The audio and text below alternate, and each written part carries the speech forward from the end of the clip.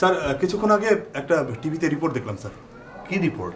Report হচ্ছে ওই যে শাহেদ আছেন স্যার, ছাত্রনেতা? হ্যাঁ হ্যাঁ হ্যাঁ। ওকে নিয়ে ওই স্কুল সংক্রান্ত কি একটা বিষয় নিয়ে যেন রিপোর্টিং করছে। ও এখন বর্তমানে সিরাজগঞ্জে অবস্থান করছে। কি হিসাবে সেখানে সিরাজগঞ্জে? সিরাজগঞ্জে সম্ভবত স্যার ওখানে স্কুল টিচার হিসেবে জয়েন করেছে স্যার। সিরাজগঞ্জে? জি স্যার।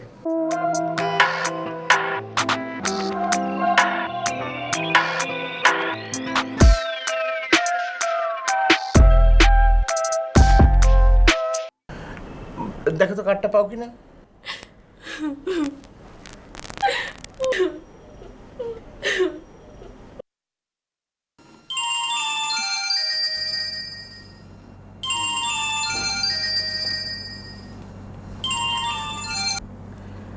হ্যালো, আসসালামু আলাইকুম।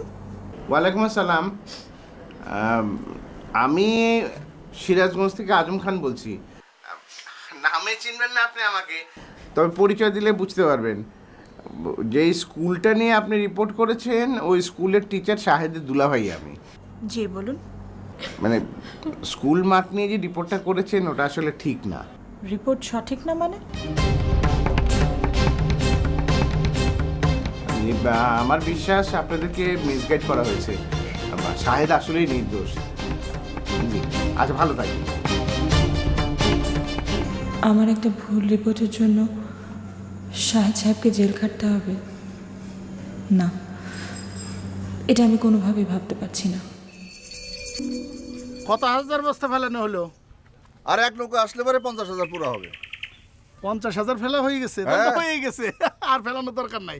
কেন 1 লক্ষ বস্তা ফেলানোর কথা না? তো বাবাই, আমার পিছনে থাইকা এত কম বুঝলে হবে? হ্যাঁ, বস্তা ফেলানোর কথা কত? 1 লক্ষ বস্তা। 1 লক্ষ ফেলাইছেন কত? 50,000 বস্তা। 50,000 বাকি আছে 50,000 বস্তা। হ্যাঁ। এর মধ্যে 25,000 বস্তা চলে যাবে উপর মহলে, আর 25,000 বস্তা। এরা কিন্তু ফেলানোর কথা তো 1 লক্ষ বস্তা, তাই না? পাবলিক তো জানে যে টেন্ডারে আমরা কাজ পাইছি 1 লক্ষ বস্তা ফেলানো। এটা যদি ভাঙে টেঙে যায় তখন তো পাবলিক আমগো ধরবো। আমি তো এটাই চাই, মানে ভাঙ্গা যাক। যত ভাঙ্গা যাবে তত টেন্ডার হবে, তত পয়সা আসবে। কি ব্যাপার হামিদ ভাই, খুব খুশি মনে হইতেছে দুইজন। চারিদিকে খুশি কেন? আপনি খুশি না? না মানে খুশি হওয়ার মতো কোনো অবস্থা ঘটছে কিনা তা তো জানি না, তবে টিভিতে যে নিউজটা দেখলাম না তাতে মনে হয় এবার শাহেদ মাস্টার বেকায়দায় পড়বে।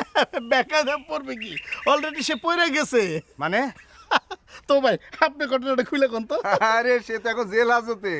মানে মানে বুঝলেন না, গত রাতে সাহেব সাহেব রে পুলিশ পিট মোড়া করে বান্দা জামায়াতের করে জেলখানায় নিয়ে গেছে। এখন সে জেলখানায় আমাদের পথের কাটা সাপ। এতদিনে স্বস্তি পাওয়া গেল। খালি স্বস্তির পাইলে হবে না তো, শান্তিতেও থাকতে হবে। শান্তিতে থাকার ব্যবস্থা। এটা কি সামান্য 1 লক্ষ টাকা। 1 লক্ষ? এসবের কোনো দরকার ছিল না। শোনেন মাস্টার সাহেব, আমি খারাপ লোক হইলেও আমি নীতিতে ভালো, বুঝছেন? যে আমার জন্য বুক দিবে আমি তার জন্য গলা দেবো। কেউ যদি আমার জন্য গলা দেয় তাহলে তার জন্য আমি চোখ দেবো।